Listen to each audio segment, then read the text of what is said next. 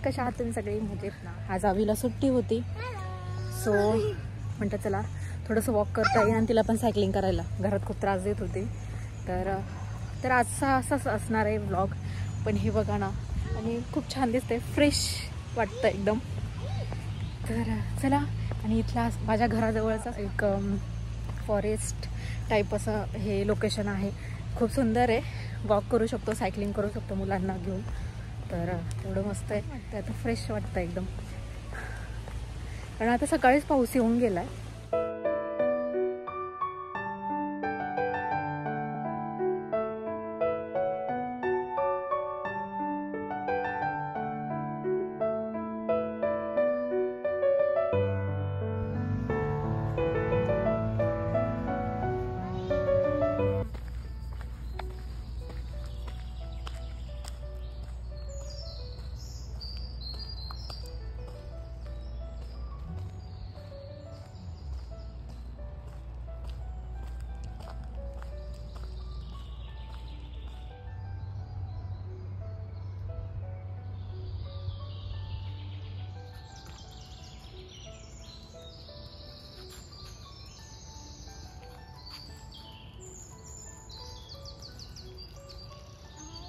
तर तुम्हाला समजलंच असेल की किती तो किलबिलाट चालू होता पक्ष्यांचा. मला बॅकग्राऊंडला कोणत्याही म्युझिकची गरज नव्हती, कारण ते एवढं नॅचरल होतं ना की सकाळी ना असा रिमझिम पाऊस झाला, वातावरण एकदम फ्रेश झालं. म्हणजे त्यांच्यासुद्धा गप्पा होणं साहजिकच आहे की अपडेट देत असतील ते एकमेकाला. असं वाटत होतं की खूप खूप किलबिलाट चालू होतं आणि एवढं भारी वाटत होतं ते ऐकायला सुद्धा.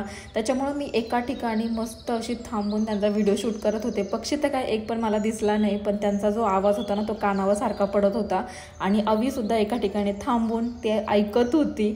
तर मस्त वाटत होतं खरंच असं निवांत फिरायला. पक्ष्यांचा असा किलबिलाट कानावर पडणं सुद्धा एक थेरपी आहे. आपल्या कानांनाही छान वाटतं आणि मनालाही प्रसन्न वाटतं. तर असाच एक नेचर वॉक आम्ही घेऊन आलो, मस्त फिरून आलो. कारण वातावरणावर डिपेंड असतं की आपण कधी बाहेर पडायचं. जर वातावरण छान असलं ना तर फिरायला सुद्धा मजा येते. तर असंच काहीतरी वातावरण आज होतं, म्हणून आम्ही जास्त वेळ बाहेर होतो. दोघी जणी मस्त फिरून आलो. नंतर बॅकयार्डमध्ये गुलाबाची जी झाडं आहे ते तुम्हाला दाखवलीच आहे माझ्या मिनी व्लॉगमध्ये. खूप सारी गुलाबाची फुलं त्या झाडाला आलेली होती. तर मागच्या एका मिनी व्लॉगमध्ये मी तुमच्याबरोबर त्याच्यापासून रोज वॉटर कसं बनवलं हे दाखवलं. आज त्याच्यापासूनच त्याच गुलाबाच्या पाकळ्या घेतल्या आणि मस्त छान धुवून घेतल्या आणि आता त्या मी सुकवायला 2 दिवस ठेवणार आहे. तर त्याच्यापासून मी ड्राय रोज पेटल्स बनवणार होते. कारण मस्त हे जे ड्राय रोज पेटल्स आहे ना, आपण एखाद्या केकवर, रसमलाई किंवा कोणतंही स्वीट आपण बनवलं, खीर वगैरे जरी असली तरी त्याच्यावर हे जर ड्राय रोज पेटल्स टाकले ना तर त्याचा एक वेगळाच लुक येतो त्या डिशचा. तर मला पर्सनली खूप आवडतात. तर मी इंडियामध्ये असताना ते लिटरली घरी नव्हते बनवत, मी विकत आणायचे. आता माझ्या घराच्या बाहेर एवढं छान झाड आहे तर विकत आणायची काही गरजच नाही, कारण मी ते घरी सुद्धा बनवू शकते. तर यूट्यूबवर मी खूप सारे व्हिडिओज बघितले आणि सिम्पल कसे आपण ड्राय करू शकतो, याला जास्त काही डोक्याला त्रास द्यायचा नाही आहे. छान 2 दिवस याला सुकवायचं. कॉटनची ओढणी घेतली आणि त्याच्यावर हे ड्राय म्हणजे ज्या पाकळ्या आहेत ना गुलाबाच्या त्या अशा धुवून घेतल्या आधी आणि नंतर त्याला छान पसरून घेतलं. आणि याला मी आता 2 दिवस सुकवून ठेवणार आहे. लक्ष ठेवायचं, 1 दिवस झाल्यानंतर थोडंसं हलवायचं आणि दुसऱ्या दिवशी सुद्धा त्याच्यावरून थोडासा हात फिरवायचा, जेणेकरून ते व्यवस्थित असे सुकले जातील. नॅचरली त्यांना व्यवस्थित ड्राय होता येईल याच्याकडे थोडंसं लक्ष द्यायचं. नाहीतर पाकळ्या बऱ्यापैकी खराब होण्याची सुद्धा शक्यता असते आणि आपण ते यूज करायला थोडंसं नको वाटतं, कारण मग खराब व्हायला लागल्या कारण मग चांगल्या नाही वाटत त्या. तर बऱ्यापैकी त्यांची व्यवस्थित 2 दिवसच फक्त आपल्याला ते बाहेर सुकवायचं आहे. बाहेर मीन्स शॅडोमध्येच, आपल्याला असं काही उन्हात वगैरे सुकायची गरज नाही आहे. तर मी कॉटनची ओढणी घेतली, त्याला छान झाकून ठेवलेलं होतं. तर 2 दिवस मस्त छान ते ड्राय झाले. तर याचा जो व्हिडिओ आहे तर मी तो ऑलरेडी शेअर केलेला आहे यूट्यूब शॉर्टमध्ये, तो तुम्ही नक्की बघा.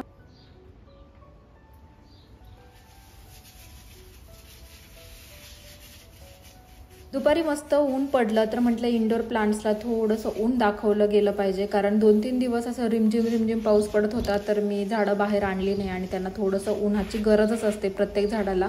तर कितीही आपण विंडोमध्ये ठेवलं ना तरी पण थोडंसं असं बाहेर आणलं ना तर त्यांनाही थोडंसं मोकळा श्वास घेतल्यासारखं होतं.